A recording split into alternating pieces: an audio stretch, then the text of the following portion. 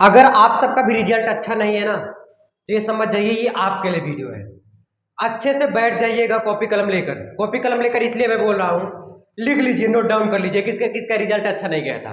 एक विराट कोहली का, उनका रिजल्ट भी बहुत बेकार था। ऐसे ऐसे पता नहीं कितने नाम जो भी सक्सेस हुए हैं, या तो वो कॉलेज ड्रॉप आउट होते हैं यानी कि वो बीच में पढ़ाई छोड़ देते हैं। ये पढ़ाई मैटर नहीं करता, ये परसेंटेज ये मैटर नहीं करता कि आपको आगे क्या करना है। लेकिन हाँ, ये एक सफर था जो आपने और मैंने मिलके उसको उस पथ पे चले।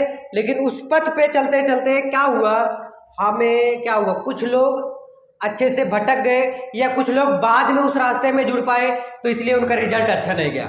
ये कतई मत समझिएगा कि आपका रिजल्ट अच्छा नहीं है यानी कि आप पढ़ने में भी ठीक नहीं है। ये बिल्कुल गलत है। सही क्या है? सही ये है, अगर तुम इंपॉर्टेंट पढ़ लेते ना, अच्छा नंबर ले आ देते। जिनके मम्मी पापा नहीं देखे ना, वो इनको वीडियो दिखाओ। देखो, आपका ये परसेंटेज एक गिनती मात्र है। लेकिन हाँ, मैं भी एक चीज कहना चाहूंगा, जैसे अगर आप आईएएस की तैयारी करने जा रहे हो तो 50-55 लगभग रहना चाहिए। लेकिन एक चीज और है, अगर आप इंजीनियरिंग कर रहे हो या किसी अदर फील्ड में अगर 60% रहता है ना, थोड़ा अच्छा होता है, थोड़ा सा अच्छा होता है। लेकिन मैं बोला ना, ये रुकावट नहीं पैदा कर सकता, ये रुकावट नहीं रोकेगा। आप करिएगा, आप जैसे बीसीए कर रहे हो, बीटेक कर रहे हो, कुछ भी करो, आपका सर 60% नहीं है, 55% आया है, तो आप कर सकते हो, बिल्कुल कर सकते हो। लेकिन हो सकता है कुछ कॉलेज में ना कर पाओ, और हो सकता है कुछ कंपनियों के लिए प्लेसमेंट में ना जा पाओ, लेकिन वही कंपनी में आप बाद में 100% जा पाओगे अगर आपके पास एक्सपीरियंस हो जाता है। तो ये एक नंबर मात्र है, और आपके अड़ोसी पड़ोसी सिर्फ 2 से 3 दिन तक ये लहर बनाए हुए हैं और ये सोच रहे हैं कि इसको किस प्रकार से, इसको बता बता के, इसको बोल बोल के इसका क्या हुआ जाए, थोड़ा इसका झुकाया जाए इसे। तो देखो यार, हाँ, झुकने का भी बात बन जाता है। अब आपको क्या करना है, मुझे पता है आप लोग 30 मार खा हैं, मुझे पता है कि आप लोग अच्छा कर सकते थे, मुझे ये भी पता है आप अच्छा नंबर लाओगे अब की बार भी। लेकिन क्यों नहीं लाए पता है? एक रीजन है, आपने इंपॉर्टेंट नहीं पढ़ा। अगर इंपॉर्टेंट पढ़ लिए होते, ला देते कि नहीं ला देते? ला देते ना। तो आप उनको दिखाओ, अपने मम्मी पापा को बताओ, मैं इंपॉर्टेंट नहीं पढ़ा, मैं वो चीज नहीं पढ़ा जो एग्जाम में आने वाला, मैं वो चीज पढ़ा हूं जो मुझे लास्ट में काम आने वाला है। मैं एग्जाम्पल सहित पढ़ा हूं, मैं अच्छे से पढ़ा हूं। ये मैटर नहीं कर रहा है कि मेरा नंबर कितना है, मैं कह रहा हूं ना, 2 से 3 दिन तक ये लहर रहेगा, लहर शांत हो जाएगा।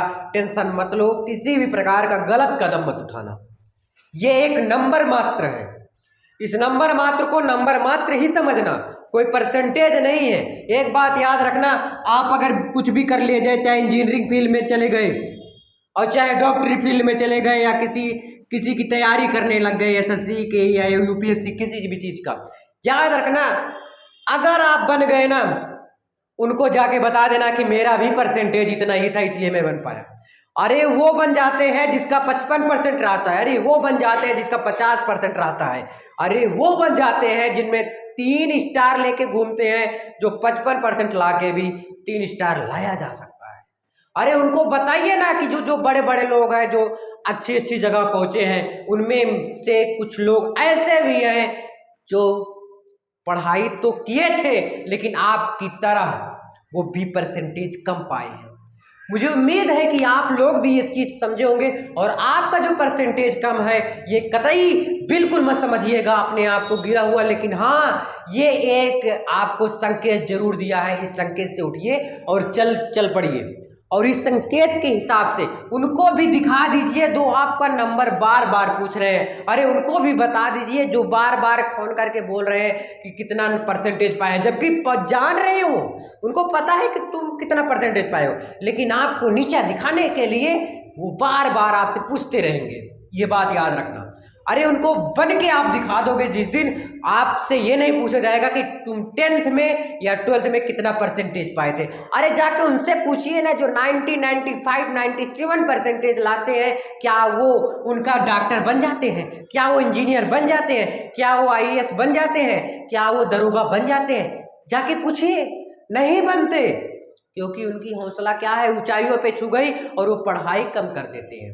लेकिन आपको अगर परसेंटेज कम आया है कोई मैटर नहीं करता, बिल्कुल नहीं करता, टेंशन बिल्कुल मत लो। लेकिन एक चीज अपने दिमाग में याद रखो कि कौन कौन तुम्हें वो चीज पूछा है कि बार बार कि तुम कितना परसेंटेज पाए, जबकि जान रहा है, उन्हीं को दिखला दो तुम कितना अच्छा ला के इतना। अगर तुम जिस दिन पैसा कमाना स्टार्ट कर दोगे ना, तुमसे ये नहीं पूछा जाएगा कि तुम 12th में क्या पाए थे।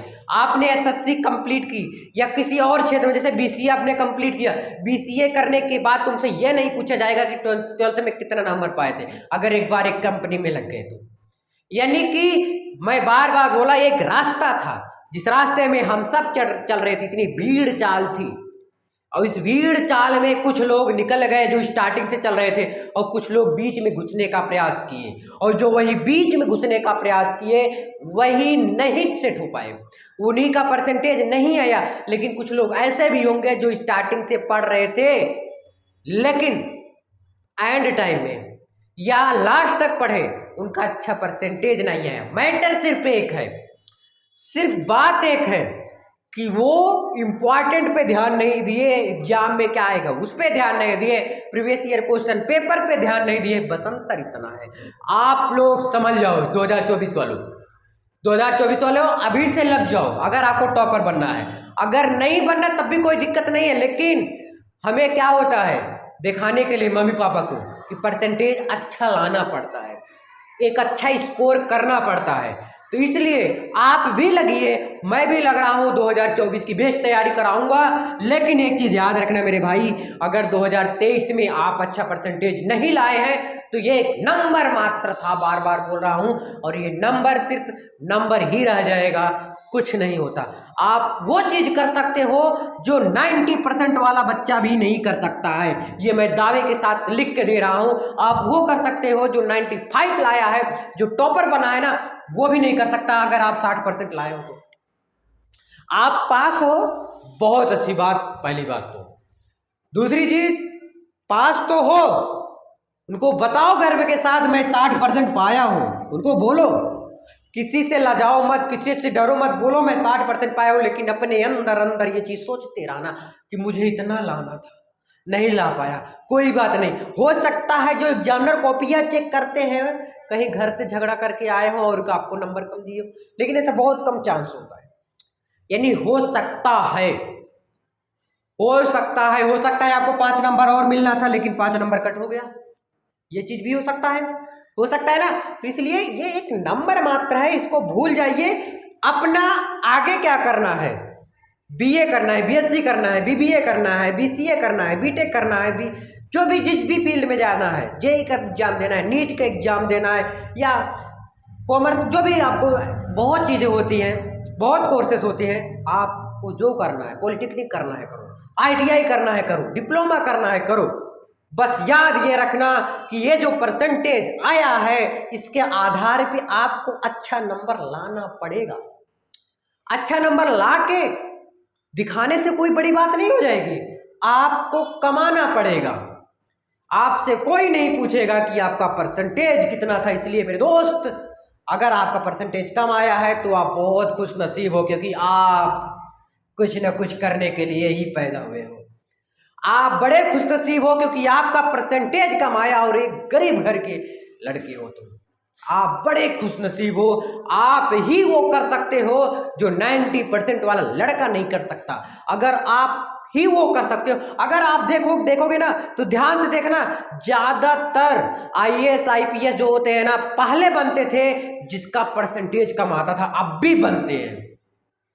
मैटर नहीं करता कि तुम कितना परसेंटेज लाए हो, मैटर ये करता है तुम आगे क्या करोगे और अपने मम्मी पापा का, अपने माता पिता का किस प्रकार से सम्मान करते हो, ये मैटर करता है। और ये ही बुद्धिमत्ता का एक परिचय देता है कि बुद्धि आपके अंदर किस प्रकार से है। तो इस प्रकार से आपको करना है और उनको भी उनकी औकात दिखा देनी है। और हाँ, प्लीज किसी भी प्रकार का कोई गलत कदम मत उठाना कोई भी, क्योंकि ये एक नंबर मात्र है। तो आज के लिए बस इतना ही, मिलते हैं एक वीडियो में। उम्मीद है आप सबको क्लियर समझ। Thank you.